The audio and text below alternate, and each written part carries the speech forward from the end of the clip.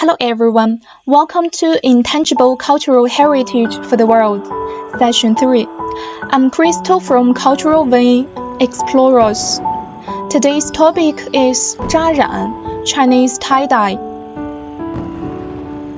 I will introduce from two aspects. The first part is overview of tie-dye. Tie-dye is one of the traditional Chinese hand-dyeing techniques and is also a national-level intangible cultural heritage. Tie-dye has a long history. Its origin can be traced back to the Qin and Han dynasties. In that era, people had already mastered basic textile and dyeing methods. The emergence of tie-dye technology was gradually developed in the long-term practice to satisfy the pursuit of beauty and the need for personalized garment patterns. For example, in the silk fabrics unearthed from the ancient tombs in Turpan, Xinjiang, dating from the northern dynasties to the Tang dynasty, actual evidence of tie-dye has been discovered. These silks bear simple tie-dyed patterns, showing that the technique had already established a certain foundation at that time. By the Tang dynasty, tie-dye technology had achieved further development. The silk industry of the Tang was extremely advanced, and tie-dye as a special dyeing craft was widely applied to garments and decorative items. The patterns of the time became even richer and more varied, including geometric designs and floral motifs. Moreover, the dyes used for tie-dye also became more abundant. In addition to traditional plant dyes, some new dye varieties appeared. During the Song and Yuan dynasties, tie-dye continued to be passed on and developed.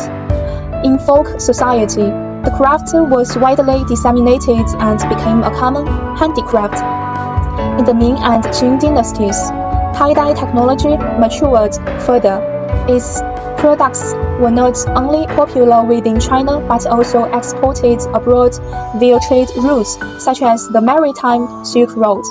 For instance, the places like Dali, Yunnan, tie-dye has continued to present day and has become an important cultural symbol and distinctive local industry.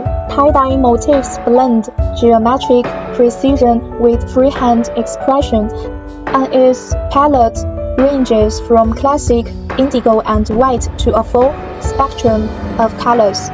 These fabrics become garments, scarves, handkerchiefs, wool hunts, and other crafts whose unique textures and hues can't be replicated by machines. Among the Bai people, revered nature spirits and everyday plants and animals all serve as inspiration for the designs. During local festivals, weddings, and funerals, tie-dyed pieces are commonly used as decorations or gifts. The second part is the core of tie-dye. Traditional needle techniques and technical process. The first step of tie-dye is designing the pattern. Patterns can be traditional geometric figures such as combinations of circles, squares, and triangles, or natural elements like flowers, animals, and landscapes. The designer will draw a pattern sketch on paper according to his or her own creativity and inspiration from traditional motifs. These patterns often possess strong symmetry and rhythm, reflecting the characteristics of traditional Chinese aesthetics. The second step of tie-dye is tying or binding, which is key step. According to the designed pattern, the cloth, usually cotton or silk, is tied. There are many ways to tie, such as stitch tie, knot tie, and clamp tie. For example, stitch tie uses needle and thread to sew along the outline of the pattern, forming small areas. Knot tie uses rope to bind certain parts of the cloth tightly. Clamp tie uses wooden boards, bamboo boards, and other tools to clamp the cloth, creating patterns. The purpose of tying is to prevent the tied parts from contacting the dye. During the dyeing, process so that white or the original color of the cloth patterns are formed on the cloth. The third step of tie-dye is dyeing. The dyed cloth is placed in a dye vat for dyeing. Traditional tie-dye dyes are mainly plant dyes, such as indigo for blue and madder for red. Chemical dyes are now also used to enrich the colors. During dyeing, the cloth is soaked in the dye vat for a certain period. The dye penetrates the parts that are not dyed, while the dyed parts remain their original color. To make the color more even and vivid, the cloth may need to be dyed several times, being taken out to dry after each immersion and then undergoing the next dyeing.